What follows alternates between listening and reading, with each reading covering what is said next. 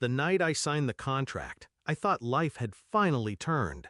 25 million. More than money. Vindication. I wanted to see her face when I told her, but when I opened the door, she wasn't waiting with a smile. She was on our bed, her lips locked to my boss's, the same man who had fired me a week earlier. The champagne in my hand slipped. Neither of them noticed. I didn't shout. I didn't lunge. I watched. The man who destroyed my career. The woman who promised forever.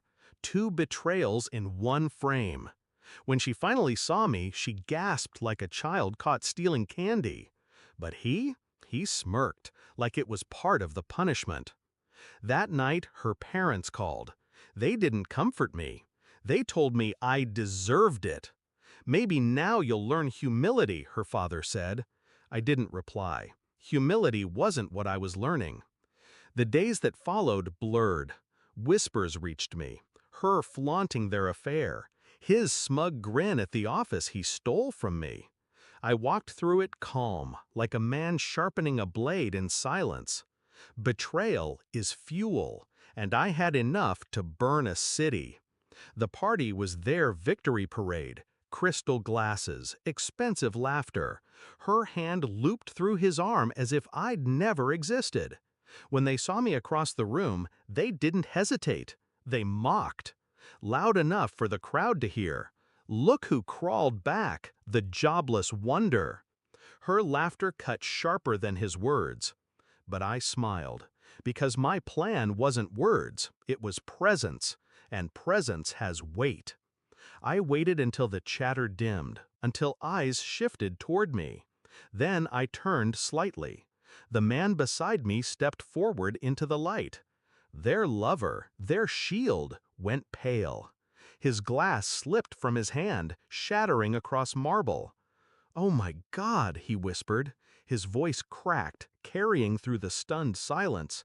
It's you." The room froze. Let me explain. When I lost my job, I didn't just sit in silence. I called the one person my boss feared most. A man whose name was spoken in corporate boardrooms like a curse. An investor with power sharp enough to break empires. A man my boss had betrayed years ago, stealing millions under a forged signature. And now, that ghost stood beside me. Their smirks collapsed. My wife's lover's face drained of color as the man placed a hand on my shoulder. It was no handshake. It was coronation. He raised his glass, eyes scanning the room. "Tonight, I celebrate a new partnership, one that will erase certain parasites." Gasps rippled through the crowd. Everyone knew who he meant. My wife's hand slipped from her lover's arm. She reached for me instead, desperation flickering in her eyes. But I didn't move. She wasn't reaching for me. She was reaching for the man I had become.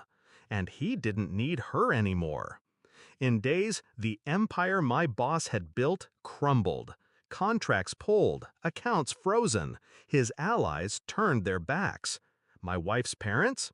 They called again, but this time with fear. They begged me to reconsider, to help their daughter. I let the phone ring until silence consumed it. People ask if I enjoyed it, if watching them drown in the ocean they filled for me was satisfying. The truth? It wasn't joy. It was justice. She kissed the man who stole my life. So I stole his.